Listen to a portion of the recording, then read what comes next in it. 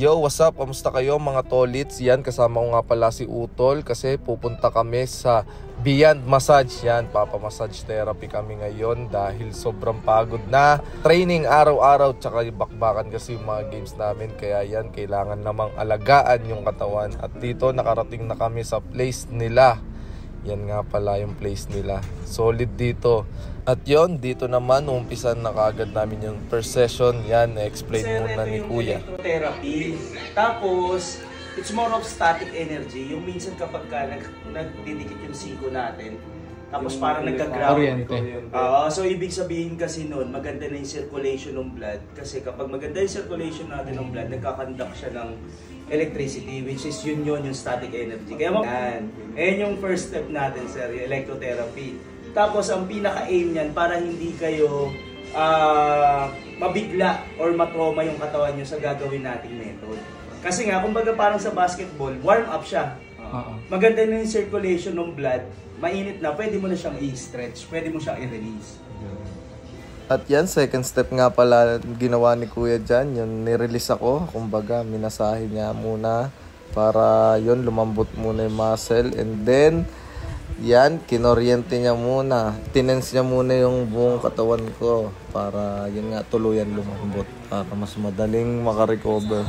And then, upper back.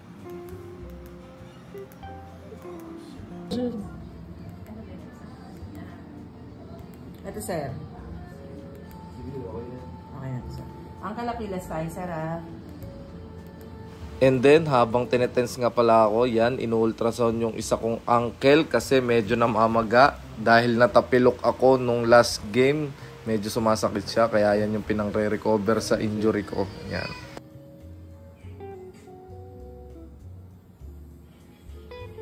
Tapos, after ko nga pala i-tense, tsaka tapos kong i-ultrasound, yan, nirelease uli ako, pero ginamitan na ng blade. Siya nga pala mga tolit sa mga gustong magpa-treat, yan, magpa-therapy massage.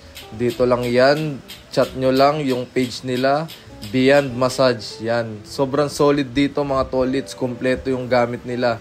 Makikita nyo pa kung ano yung mga gagawin na treat sa akin. Let's go! Yan, after nga pala ako gamitan ng blade, yan, gagawin naman sa akin is sport cupping, yan.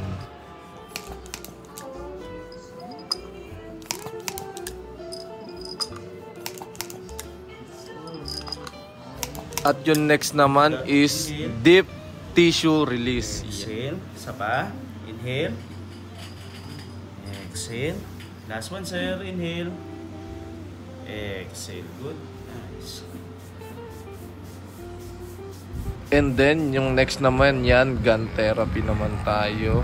After natin mag-cupping.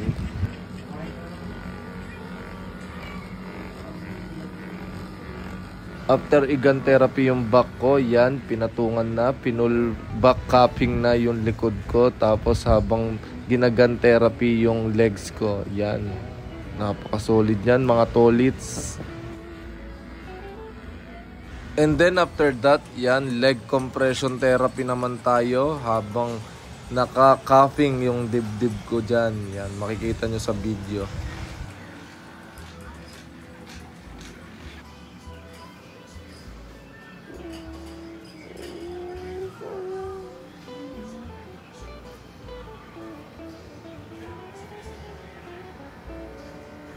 Mas maganda kasi mag-invest din, sir, kesa sa yung ice bath, kasi meron nga yung electronic na ice bath, sir. And then yung next naman, yan, handlebar blading naman sa legs ko. Yan. Solid yan mga tolits. Try nyo yan. Grabe, 2 hours kami nagte-therapy dyan, kaya makaka-recover agad talaga. Yan, next nga naman pala dyan is red light. Yan, ginagawa ng mga NBA player yan mga tolits.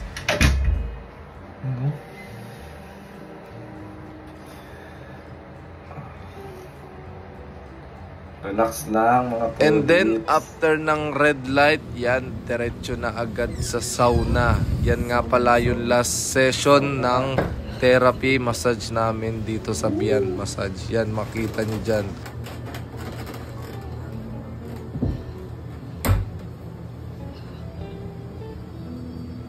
Yun, tapos na. Thank you, kuya. Thank you. Tapos na kami mag-therapy. Pauwi na kami. Let's go.